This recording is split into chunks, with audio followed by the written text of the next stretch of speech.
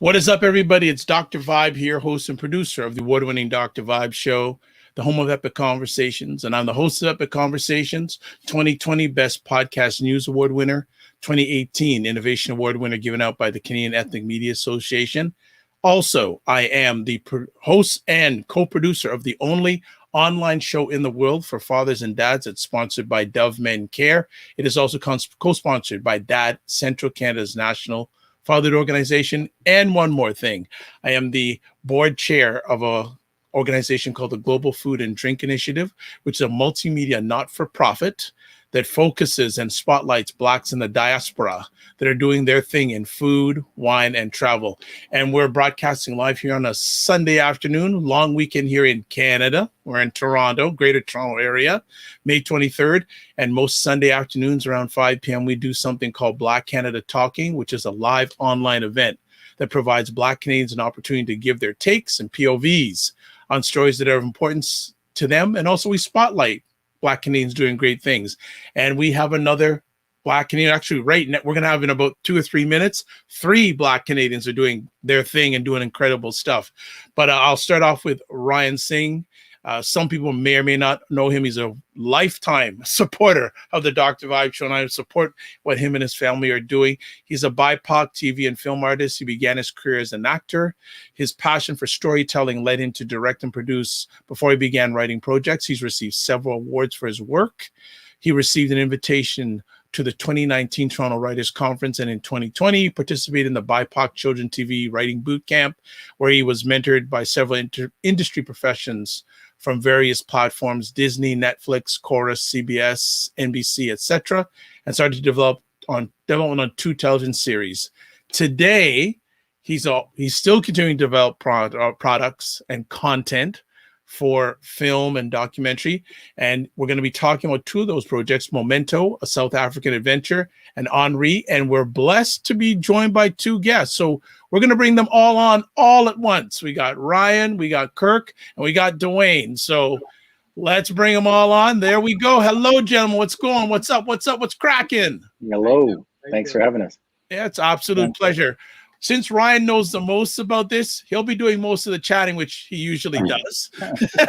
See, we already know, but Ryan, thank you for all 3 of you. Thank you for taking time on a long weekend to share with us. So Ryan, I'm going to jump right into it. Tell us about this great production that these 2 gentlemen were involved in, Memento. Well, Memento started in around, I guess, 2011 by Remy Virapan. Remy Virapan she runs a company called Integrity Tours, and she has been taking people to South Africa for several years before we came on board. And I think Dwayne can take it up with how he got involved with Remy. Dwayne, go ahead. All right. So I guess because of my performing spoken word, I met the Consul General of South Africa, who came to me and said, "Have you ever been to South Africa?" And I was like, "No." She's like, "You would absolutely love it. You have to go to South Africa." And she connected me with Remy, and I had no idea how I'm going to get to South Africa. And I put it out on Facebook, and I said, "Hey, I'm thinking of going to South Africa. Does anyone want to go?" And I kind of just put it out, in gist, and about 14 people said that they were down for it. So a group of us of about 14, 15 people all said, "You know what, we're going to go to South Africa. None of us have ever been to Africa before." And so we started putting this trip into motion. And then Ryan caught wind of it and hit me up and said, "Hey, I'm coming and we're going to film it." And that's how the film was born.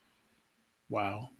That's huge. So Dwayne, what recollect for us, how was that moment when you first landed on South Africa land? It was really interesting because we had a lot of delays, like the flight got shifted, and we had to take some alternate routes. So we got there, I think, a half a day later than when we were supposed to. So there was just a big sense of relief when we finally got there. And then there was also, synchronicity and stuff, because that was the year that Marshall Montano had put out a soca song that had South African artists in it.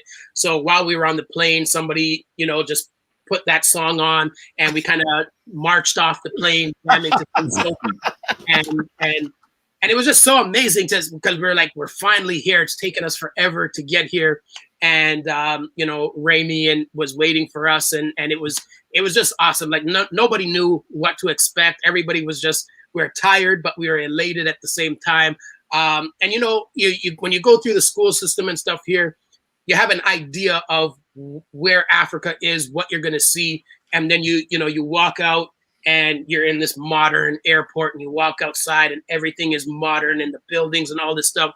And I tell people every time that you just got to go and see things for yourself, because if you just rely on what we are fed through the media, you will never understand the beauty of where it is that we come from. Nice. Kirk, what is your involvement in this great project? So Ryan and I have worked on many, many projects together. I was the editor that he chose. I know he had lots of people to choose from, but I went through hours and hours of footage, and I organized everything, got to the point where we could find a story and try to tell a story that it's a long journey. So it was a lot of editing hours with Ryan. Good stuff. Ryan, give us some more information. You three know each other better than I know all three of you. So Ryan, you can drive this one. Sorry about moving my chair around. I'm still doing production here, setting up the set. But yeah. Again, I've known Remy for quite a while before Dwayne. It seems like now I'm learning. But once I learned that Dwayne was going to be on board, I learned that about November time. And Remy was trying to see how can she finagle me into this production or into this trip. And I didn't have the money at the time. And come February, somebody was already booked, but then they dropped out. But at that point in time, they couldn't get a refund. So Remy was like, Ryan, I think I have a space for you. And I'm like, I think I have my camera. And so that's how it came about that I was going to be on the trip. And so because of that person dropping out, I was able to be on that trip. And, when we were on that plane, just before we even left Canada, everybody on the production or on the trip was like, oh boy, Ryan is going to be a real problem. Where is Ryan? Where is Ryan again? He is missing. And that happened for several days. I just kept being missing because I kept looking for footage. And, part of making a documentary is finding the right content, because it's not just about the people that's on screen, it's also about the visuals. And I really was keen on finding those visuals. Kirk had just come back from Jamaica with his family about 3 years into the project. And he had taken his family for the first time. And I was looking for someone to edit. And I'm like, Kirk, can you do this? And Kirk's like, dude, I've never edited a documentary before. I'm like, have you ever traveled? And he's like, yeah, as a matter of fact, I'm just coming back from Jamaica. And that's how Kirk got involved, because Kirk was like, I'm like, what's your experience there? And he's like, I took my kids for the first time. And I'm like, that's exactly our documentary. Just tell the story from your experience. And that's how Kirk came about. Nice. What is the gist of this story? What is the message that you want the viewers to get from this content, of this project? I think that we're living in a global village, and sometimes as Afrocentric individuals doing African work in fighting racism, in finding our identity, in so many things that as African people we are challenged with here in Canada. It's about moving from a secondhand knowledge of our experiences being displaced, a displaced people, to going and having that firsthand experience and seeing how royal and regal we are in places like Africa when we are there on the ground, and seeing people who know themselves. I mean, South Africa of itself went through so much struggle for so many years, but yet the people seem so resilient. They seem so aware of who they are as people and as individuals. And I think that was the most poignant thing that is exhibited in the documentary. Dwayne, you had a chance to be there for a period of time.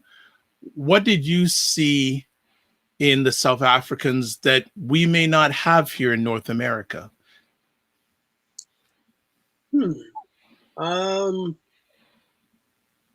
If anything at all. I mean, I think if anything, it would just kind of tie in with what Ryan is saying, is that there's a certain knowledge of self in knowing that you are where you belong. They don't have that experience of being displaced, of questioning, of, you know, not being able to trace things back. They have just been there. So I think that really is the major difference I would see. But, you know, when Ryan speaks of the resilience, I think the resilience is something that we all have, because, you know, it's no matter where we are, we're still dealing with things that require us to be resilient, no matter where we are, as long as we are in this skin. So I think that is something that has allowed us to persevere as long as we have in the world. And that was something that we definitely all had in common. Nice. Kirk, doing the work that you have done on this project, what things have impacted or resonated with you? Well, it was really interesting because there was a multiple perspectives, I think primarily from Dwayne and his poetry, which he does amazing shows every year, as we're probably well aware. When Brothers Speak, When Sisters Speak is just a couple examples of that. And I found that it was a great, we'll call it underscore to the storyline. So we had April from a dancer perspective. We had the lady, Remy, doing the sort of like, she came from the history so she could tell the history. So I had a multifaceted story that I could tell. And I just found that Dwayne's poetry was just so strong that it created a nice, almost like a storyline just built even before he came to Africa. So it was just a good backdrop that I found that I could pull out the different perspectives, the struggle, the resiliency, even the forgiveness for a challenge, like, you know, going through that apartheid time and then coming out on the other side of it and still having a lot of work to do. So it's a really good perspective sharing journey. It's a really good, important story to watch. Wonderful. I want to come back to you, Dwayne. And for people who don't know about Dwayne and his great poetry, you're missing out. And I actually, if I get the producer, I have put up his website on, and we'll get his website. People, please check it out. A stalwart and a great individual of poetry and thought, not only just to the Black community, but the global community. So I just want to hail up Dwayne right now in regards to that. Dwayne, going back to that time, how did that impact, if at all, your creativity, spending that time in South Africa? You know, I mean, there's poems that I wrote while I was there. You know, the experience per se, I can't say that it, you know, it changed a lot of, you know, my perspective or how I look at things, because I've always tried to look at things from a very Afrocentric, humanistic perspective. I think it was great though, just to be able to talk with, you know, South African artists, South African poets and dancers and different people that we met along the way, just to kind of see, you know, how they are grounded, you know, with their art, you know, what is pressing, what is important to them. So I think the greatest thing was almost affirming that I was on the right track with what I was doing. And I think that was probably the greatest thing that came out of that and came out of, you know, meeting a lot of other artists. Great. Ryan, how is it in your role with this production? Can you give a special moment during that journey that you will not forget? I'm sure there were many, but was there a special moment for you? Maybe some you don't want to talk about here, but was well, as Dwayne certainly pointed out, we spent 12 hours being delayed. That means that for 36 hours we never showered, and we went right to the jungle. And so, wow, at least when I showered that night, that bathtub was completely black with gunk. And I'm sure that we all experienced that sort of sentiment, is that it was so much dirt because arrived in Africa, and then we traveled for about another 6 hours to go to Kruger National Park. So we were right where we needed to be in the wilds, smelling like the wild. And that was one of the experiences. Another one was I ended up staying in jail. The hotel that I was staying at was there's so many stories behind Dwayne's smile right now. They're just like there should be a BTS role, behind the scenes role. I edited that part out. I kept that part out. Get him off the screen, man. Come on now. Yeah, Ryan, you were in jail. I spent my time in jail in Cape Town, and it was a hotel. It was a converted hotel. Oh, okay, all right. Yeah. So, but I like my narrative a little better. And you know, one of the history that we saw there at that jail was there were people who would be often put to be punished, and they would be threading on a treadmills, just grinding corn or something. And while doing that, if they were to slip, get tired or something, their foot would be broken. The museum as well in Johannesburg, when we visited that, there was one exhibit that had all these ropes hanging from the roof, from the rafters, and all these stories. And the stories were, this person died from suicide. This person died from suicide. Well, if you put a human being to stand on a stool with a rope around their neck for hours on end, and if they give up, all of a sudden they have given up their right to live, but they're exhausted, and you have white officers that is overseeing them and waiting until they kill themselves, so to speak. But they were murdered in jail. That's crazy. Crazy. I know we only have you for a few more moments, Wayne. So let me ask, were there some moments during this production that you would like to share, a special moment or two that you won't forget as you continue on in your journey? I mean, definitely. Ryan was just talking about the Apartheid Museum, and I think when you roll up at the Apartheid Museum, they have the two entrances, the white entrance and the colored people entrance, and you're kind of forced to stand there and be like, where do I go? And there was even, people who were part of our group who were white. So just that whole dynamic of, the different entrances and that sort of thing.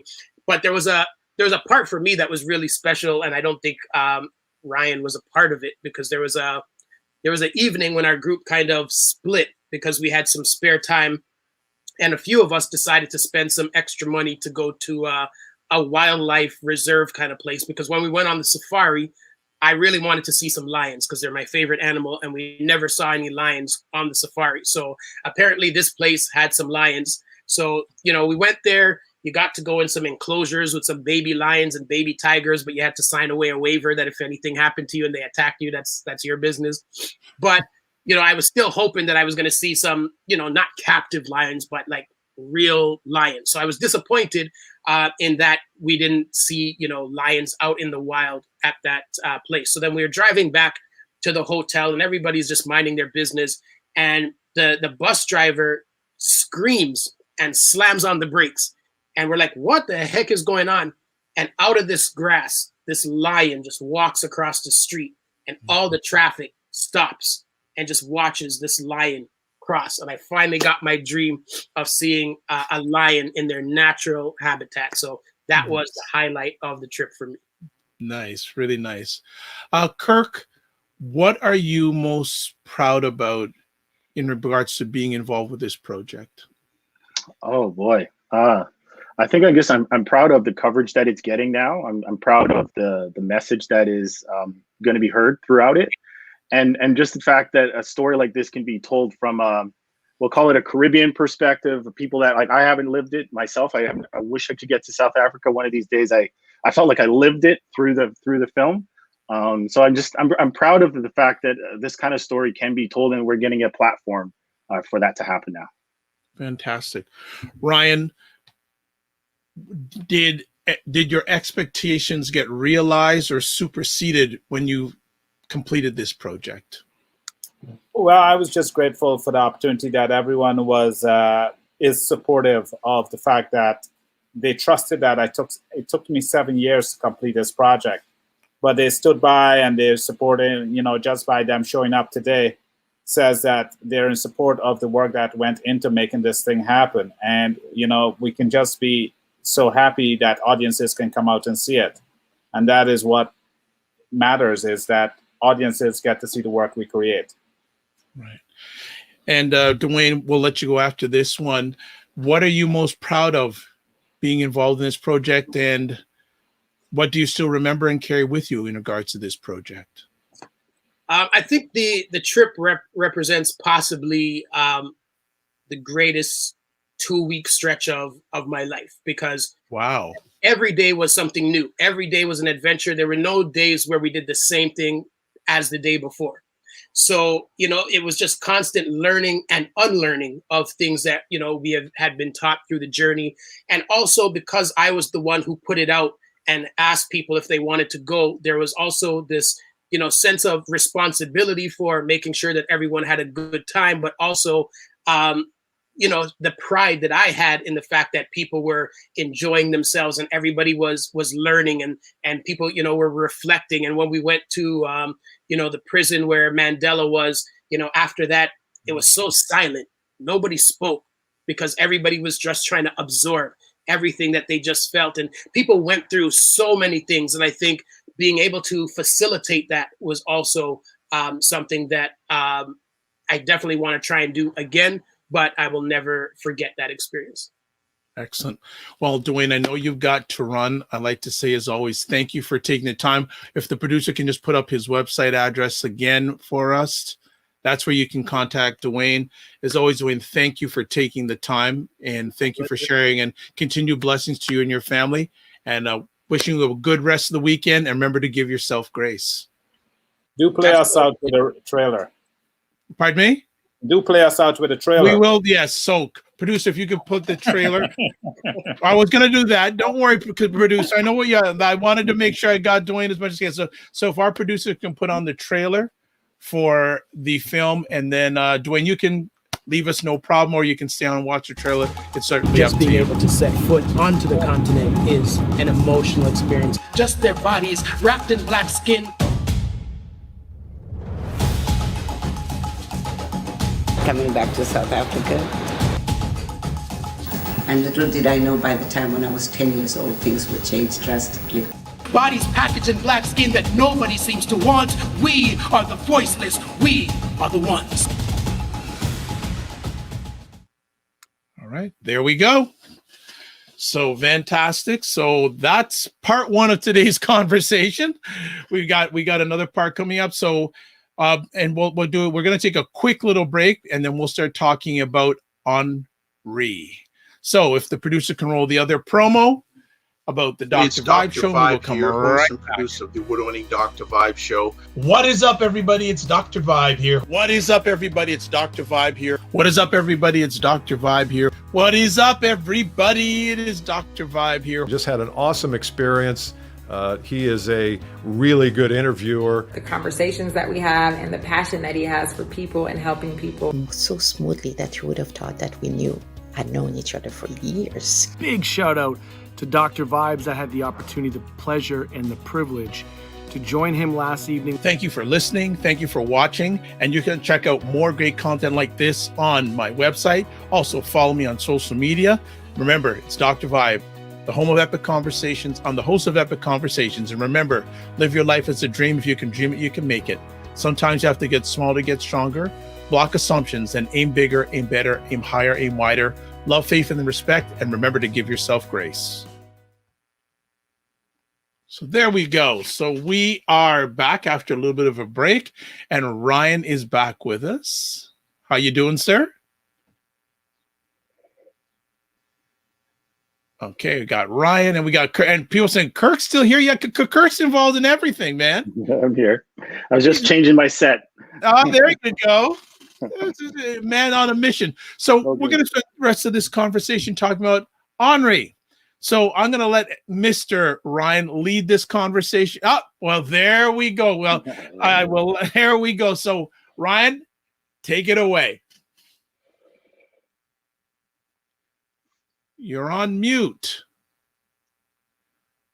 Ryan, you are on mute. Sorry, Henry is a project that I did with my Henry. kids. They co-wrote it with me. And it's a really special project because I got a chance to work with them. I got a chance to empower them to start telling their own stories and being able to see themselves represented on screen in the way that they wanted to see themselves. And, you know, it's very exciting. Here's my daughter who is going to join us as well. There we go. And so, you know, it's a story about a father who has passed away and the children dealing with that loss and turning to the machine in order to understand their own grief in that situation. What inspired you to do this project? I don't know. Go ahead.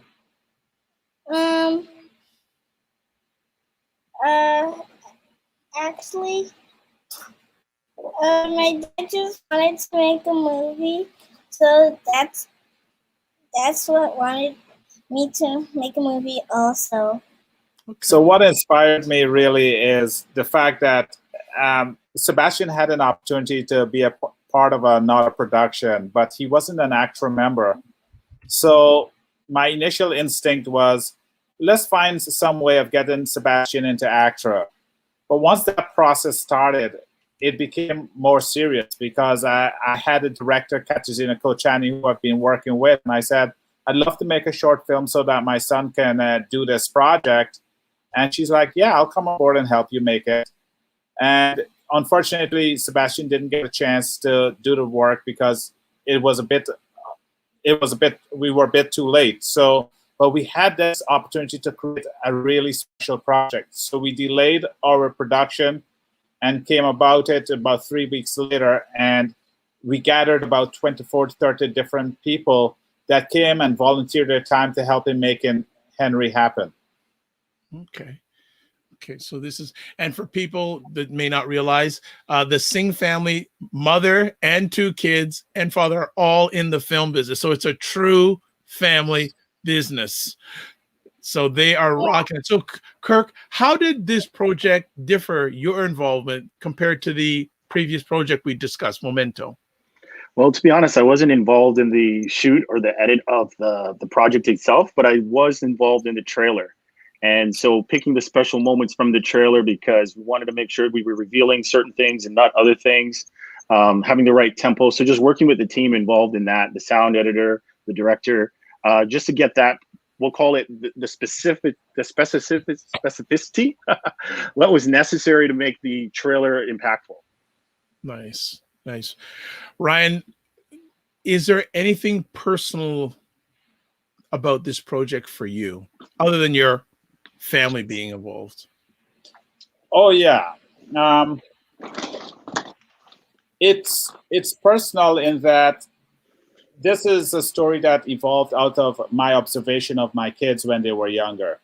We first had a Alexa Google system, and I watched the way they interacted with that system, and I was like, wow, this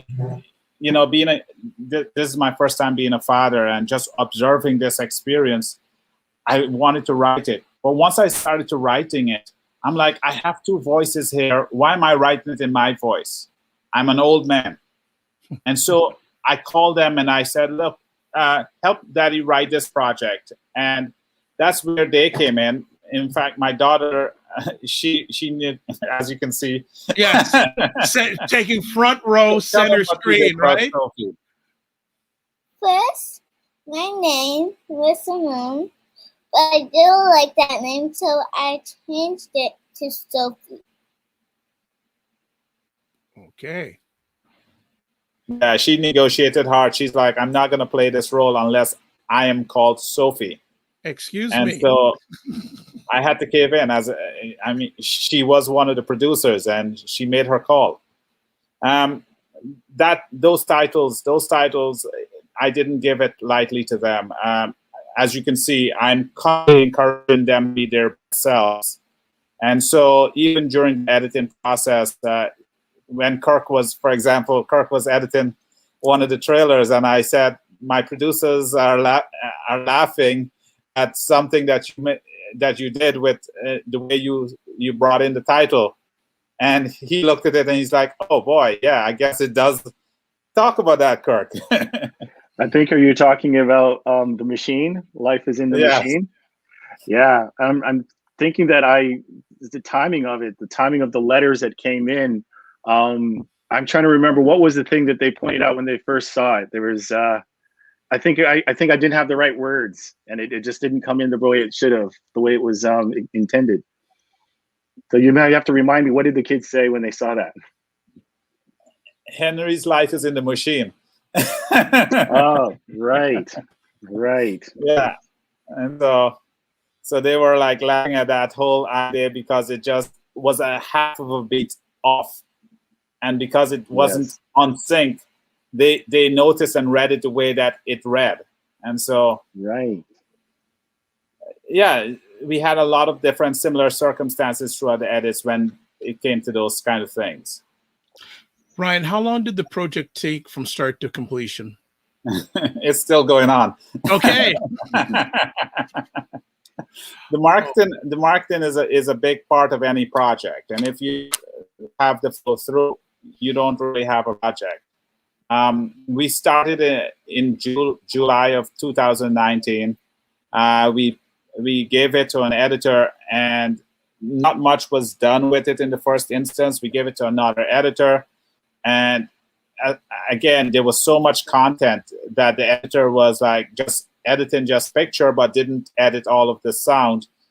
Even though we were going to bring on a sound editor, they just wanted to give the sound to a person. But that's like giving someone an exterior without a heart, because without the sound, you can't really know what your project feels like and sounds like. And so we brought it home, and COVID happened, and the director and I went about it, and we started cutting. There were about 34 to 40 different versions of this project by the time we were finished cutting and going through the different iterations. We brought on even a visual effects person here in Canada, Adrian Bob, Colin Walcott, who did the initial visualization. I know that as name. well as Caitlin Salmon, Warren Salmon's daughter. She worked in it as well. And we also took it to India, where they did some finishing of the visual effects. And so Akash Productions, there was so many people involved in this project. And it's such a special project in that way, because even our composer, who may or may not drop in, this was his first project, for example. And he's been a seasoned composer working at a school as a music teacher. And coming on this project, it's his passion to tell stories through music, and he was able to tell an amazing story with the music that he created. Okay, so what we're going to do is we're going to show the trailer from Henry right now to get people a little taste of Henry. So if our producer can cue that video up, that would be fantastic. Oh, Marianne. Hey Henry, will my daddy ever be alive again? I don't understand your question.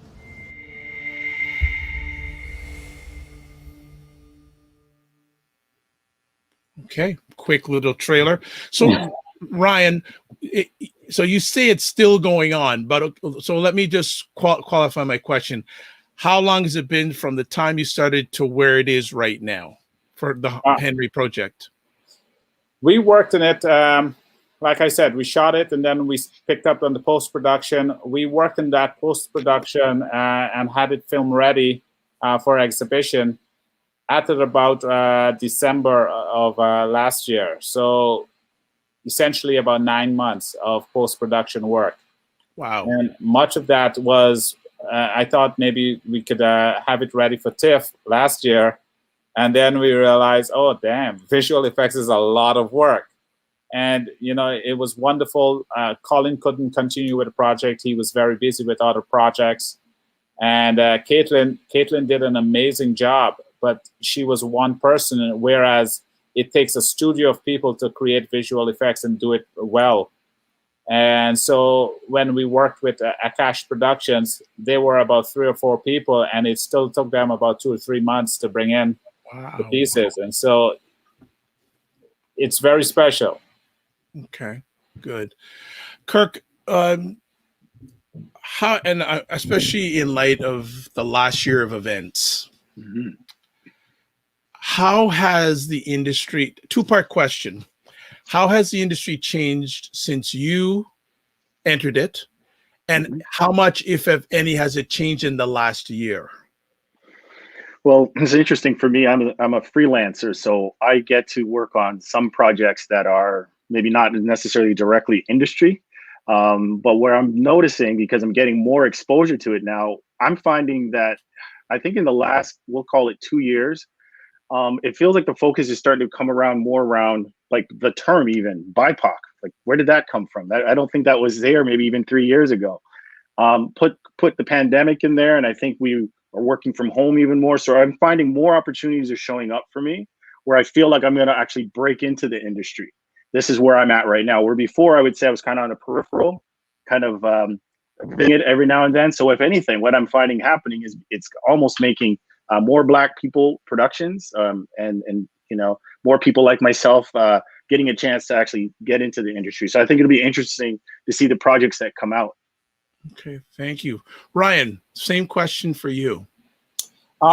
Yeah, what was interesting, we had a screening, and the kids were able to do a talk back with other kids that were like them. And it was a very, what was that like for you guys? It was very, I think I liked it. I never did that before. And what was it like talking to kids that was your age? It felt really fun. Good. And for me, first I was very nervous, but then after I wasn't nervous that much, and it was actually fun for me also. Nice. All right. What I found to be the case was that for the South Asian kids, where there's a sense of belonging, a sense of they can accomplish these dreams, they were the ones who were more vocal and asking a lot of questions and really wanting to see how the world of Henry would change. The Afrocentric kids in the North Etobicoke neighborhood, they were quiet. And I surmise that to be that when we can't see ourselves or see ourselves in a world that is existent, we don't have much to say in terms of contributing to the dialogue and discourse. And as artists, that's what we have to change. We have to change the way that we are represented on television, the way that we are engaging our kids, because they are the next. And if they can't see themselves in the future or in the now, they're going to be silent, and they're going to continue to be taken advantage of. And so it's our responsibility as artists to create work, open doors, and keeping our foot in the door so that other people can walk through. Wow, nice. What do you want message-wise? Oh, we have someone else joining us. That's Aaron. Aaron. Aaron. Aaron. Hey, how you doing? Yes. Fine, thank you. Yourself. Introduce yourself. My name is Aaron. Aaron Manswell. I'm the composer that worked on the film Henry. Okay. And how did you get involved? Wow. Do you want the long version or the short version? This is Ryan's production, so I'll let Ryan answer that question. You can tell. You can go with the long version. The long version. I'll still try and keep it short. So I just graduated from the University of Memphis with a master's degree in music composition, and so it was the pandemic was happening and stuff, and I said, you know what, let me just see if I can be creative. So I took a bunch of basketball highlights, NBA highlights, and put music to them, and started scoring music to them, like orchestral music, and I put them on social media. And Ryan saw one of them. He's like, hey, do you want to get into film scoring and stuff like that? And I was like, yeah, that was fine the whole time. And then he ended up giving me the opportunity to work on this film with, he introduced me to Kat Kochani over the phone. And you know, she gave me the opportunity to actually work with her and just, you know, get a bunch of coaching, and like I'll send her some stuff and she'll send it back to me with a bunch of notes. And that way we kind of created a bond that way, you know, along with Ryan. And I guess that's the short version. So yeah. Nice. Did he miss out anything, Ryan? No, that was incredible. He did miss some things. He didn't say how detailed Kat is. Kat is Eastern European, and she's also a migrant person, so she understands what it feels like trying to fit in to the Canadian landscape. And so while she doesn't know the experience of being Black, she certainly understands what it feels like to be the other. And so she was very respectful to the entire group, where 80% of us were BIPOC. 100% of the actors were all BIPOC. We had Andrea Grant, the actress that played the mother.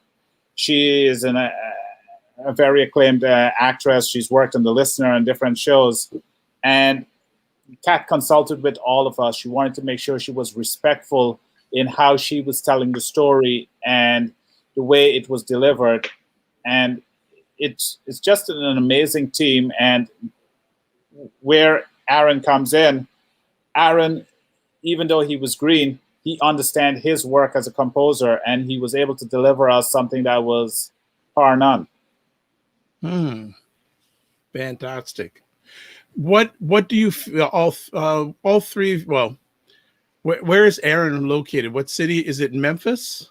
No, I'm actually in Toronto now. You're in Toronto now. I graduated from the University of Memphis. Yeah. Congratulations. That is excellent stuff.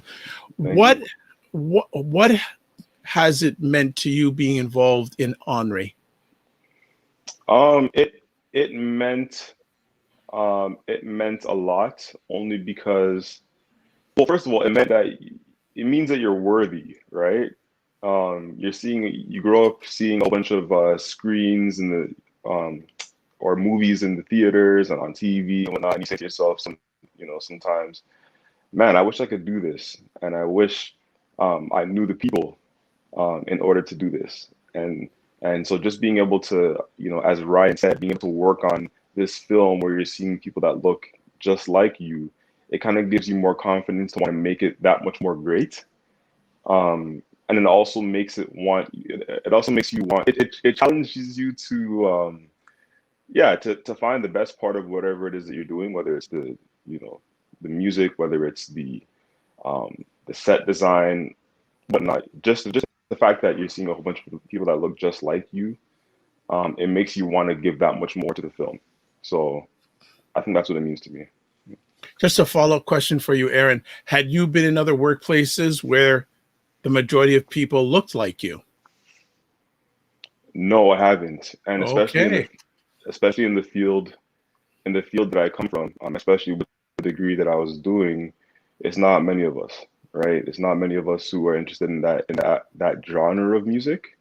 I would say nowadays it's becoming more and more prevalent within our community, but again, just to be thrown into this position, it made me much more excited, which made me want to get the music done on time and excellent, right? So yeah.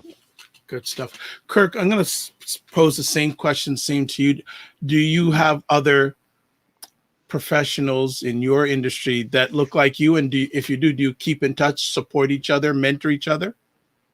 Well, that's interesting. I've had the opportunity recently to work with a few more editors. And no, it's not very common that I find that there's a lot. But what I've been getting exposed to, the more people I've been exposed to in the last 6 months, I'd say, has been a couple more Black editors. And I like the feeling of raising my game. So Ryan pushes me. I got a chance to work with Kat and Aaron on a previous project and just recently over the holidays. And so it just pushed me to another level. So I find when I get a chance to do good work with good people that can give you feedback, just kind of take you to another level, it's just exciting to think about what I can be looking forward to over the next couple of years as I try to grow in this industry. Thank you. Ryan, what are you most proud about on this project? I'm so proud that forget about my kids. It was Okay. nice working with them. But I'm most proud of the team that we were able to pull together. This is probably one of the biggest productions I've produced to date, outside of the documentary. And we were able to pull together a real amazing team of people, 36 people, and each of them bring in their own artistry. Some of them who have never performed in the production business before, but had talent that was outside that just needed an avenue to be able to be amplified. And through this project, we were able to do that. And a lot of these artists are now continuing to do other work in other productions and really exhibiting this skill set that were inherent in them the entire time. And so I'm proud that we're able to create opportunities for people and see that they can grow beyond our own project. Nice. Very, very nice. So this film is being premiered all over the place, it seems like, over the next few weeks. So Ryan, can you give us a little bit of a rundown on where people can catch this and also catch our Memento, sorry.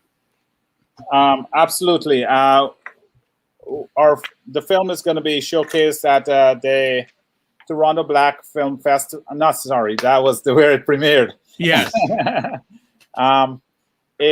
It is going to be at the Calgary Black Film Festival from the 26th of May to the 30th of May. There we go. It's also going to be at the Hamilton Black Film Festival from the 28th of May to the 30th of May, where Memento is going to be the closing film at the Hamilton Black Film Festival. And then Henry is going to continue on to make its U.S. debut at the New York City Independent Film Festival from June 7th to the 13th.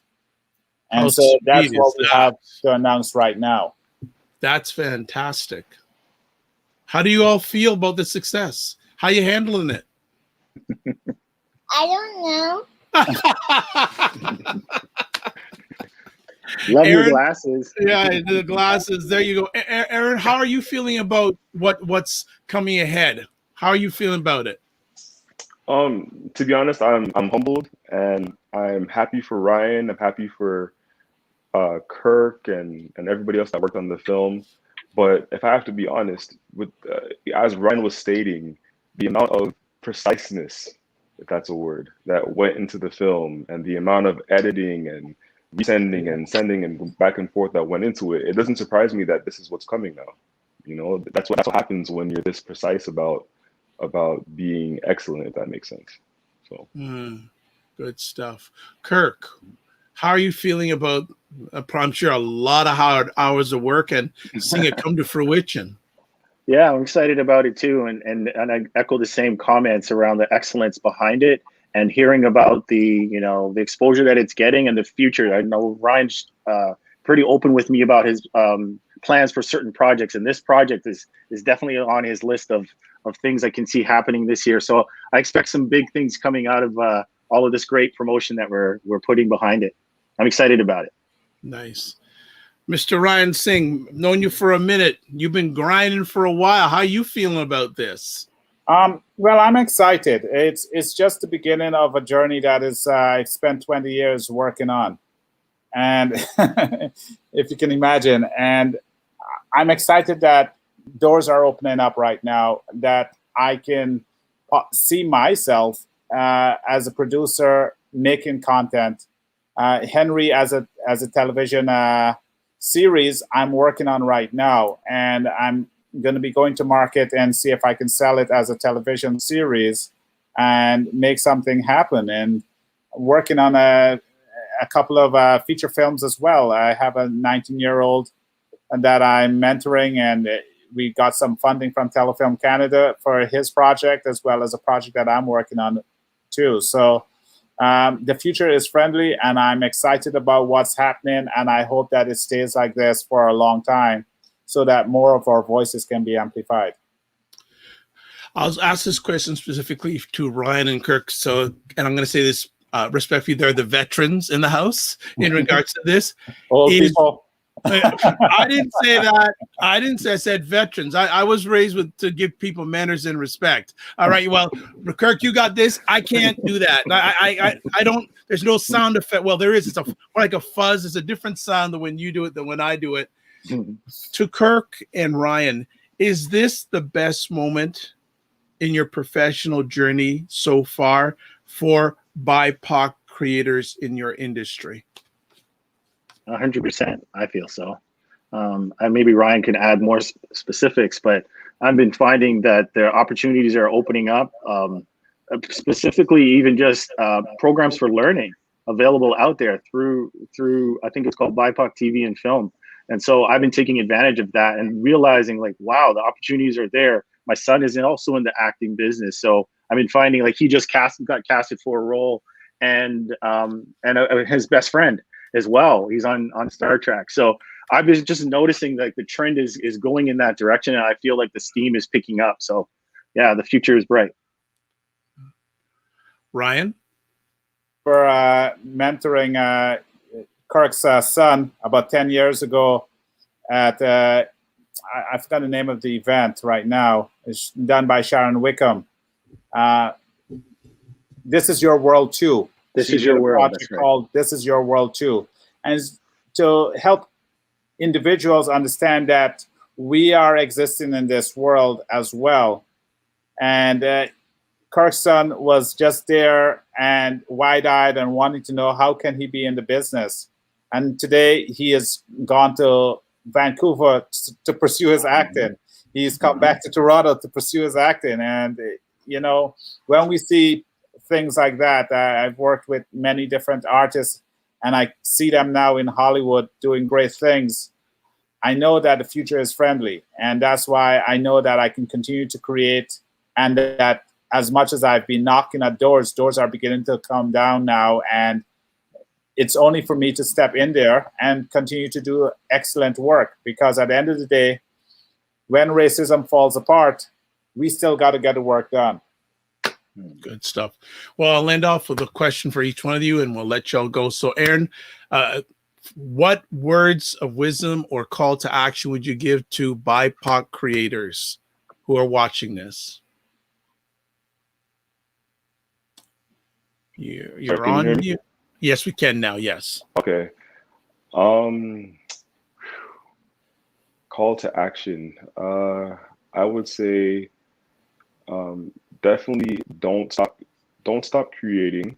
The right person will find whatever it is that you create. But you're hampering yourself by using your skin color or your ethnicity or anything like that as an excuse as to why you're not where you are. If you continue to create, just like in my case as well, and you put your work out and find some way to make sure that somebody sees it, somebody will find you and put you in the place that you need to be put. Thank you. Kirk. Yes. Same question. I'd say find a mentor like I did in Ryan more than 15 years ago. Find somebody that is doing the thing you want to do, and be proud of yourself. Be proud of yourself, meaning in wherever you're at the moment, you can build on that, because you're going to build on that and be better, right? And so let your work, get into your work and just work your work. There's a lot of opportunities out there for us, so get out there and make it happen. Thank you. And Ryan, we'll leave the last words to you. Hire Ava, hire Sebastian, hire Kirk, hire Aaron, hire me. Anything on top, and your kids. I called their names. There you go. There you go. All right. But anything on top of that? We're all looking for work, and we want to be out there telling stories. And so if we don't get the opportunities, then there isn't the excuse that we're not out there. We're out there. So know our names, call our names, and let us be a part of the game. Yep. Absolutely. Well done. Well, gentlemen, I'd like to thank you for taking the time today. I know that y'all got things to do. I know most of the time when I speak with Ryan, there's kids either near the phone are not too far from the phone. So I'd like to say thank you for all you have done, all you are doing in the future. And we look to have you back after you've won some awards. Bye. Right. Take care, everybody. It's Dr. Vibe here, host and producer of the award-winning Dr. Vibe Show, the home of Epic Conversations. I'm the host of Epic Conversations 2020 Best Podcast News Award winner and 2018 Innovation Award winner given out by the Canadian Ethnic Media Association. Again, and I'm the only host of the only online show in the world for fathers and dads that is sponsored by Dove Men Care and Dad Central. Also, I am the board chair, I have to remember, board chair for the Global Food and Drink Initiative. It's a multimedia not-for-profit that shines light on Blacks in the diaspora that are doing their thing in food, wine, and travel. Just want to put up something here. I've got something for the producer. If the producer can put a link, I just shared a link that I want to put on the screen right now, if he could. And I just want to say, if anyone wants, I'm just waiting for him to put that link up for, yeah. So if anyone wants, if you click on that link, join the Dr. Vibe Show mailing list. I'll send you some stuff on a monthly basis. It's all good stuff, not to waste your time. Would love you to join the mailing list. You'll get updated on special stuff that's coming down the Dr. Vibe pipe. As always, I end off with these conversation pieces, but I have to say thanks to some people here too. Thank you to Yolande, Nicole, and Sarah Yango. Speaking of Sarah Yango, Sarah will be with us next week. I'll let the cat out of the bag. For many of you who watch Black Canada Talking, at the end of each month, we have our roundtable with Elle, Warren, and why am I forgetting the other gentleman's name now? That's bad. Cesar. There we go, Cesar. Well, we have a new addition to our panel. Sarah Yango, who was on a few weeks ago, is now a regular member of our month-end panel. So we will have scheduled to have all four of them on next week, and looking forward to it big time. As always, close out my conversations. Live your life as a dream. If you can dream it, you can make it. Sometimes you have to get small to get stronger. Block assumptions, then aim bigger, aim better, aim higher, aim wider. Love, faith, and respect. Remember to give yourselves grace. And thank you to BIA Media for the excellent production today. God bless. Peace be well. Keep the faith and walk good. Peace. Just being able to set foot onto the continent is an emotional experience. Just their bodies wrapped in black skin. Coming back to South Africa. And little did I know, by the time when I was 10 years old, things would change drastically. Bodies packaged in black skin that nobody seems to want. We are the voiceless. We are the ones.